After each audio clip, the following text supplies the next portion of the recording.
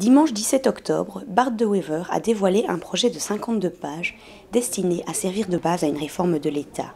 Le CDH a tenu à réagir lundi aux propositions du clarificateur en organisant une conférence de presse. Déstabiliser l'ensemble de la balance, ça c'est clair.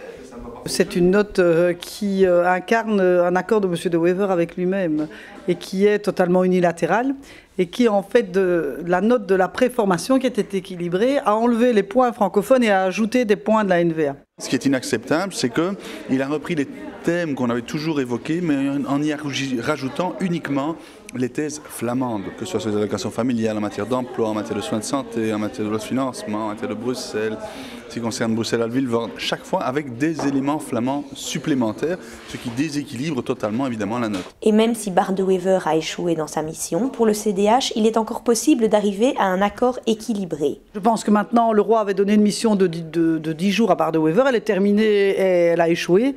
Mais il y a des capacités de reprendre des négociations pour arriver à un accord, parce que c'est ça qu'il faut pour le pays. Il faut de la pacification communautaire, il faut un gouvernement et il faut de l'avenir. Et nous, on a envie de donner ces 3 éléments au pays, mais il faudrait que tout le monde le souhaite. Je pense que l'ensemble des thèmes sont sur la table, on sait où sont les difficultés, on sait où sont les possibles points d'équilibre, mais il faut le vouloir évidemment, il faut accepter la logique d'un compromis, c'est-à-dire la logique de ne pas pouvoir gagner sur tout, de devoir faire un certain nombre de concessions qui sont acceptables, je dirais, de chaque côté de la frontière linguistique, mais toujours dans cette logique de dire qu'il y a une opportunité à saisir. Il y a une grande réforme de l'État qui est possible, qui est sur la table. Saisissons-nous de cela pour véritablement avancer, avoir un accord et enfin, évidemment, un gouvernement, ce qui serait quand même quelque chose de très positif. Le CDH attend à présent de voir quelle sera l'initiative du roi et est prêt à reprendre les négociations dès que possible.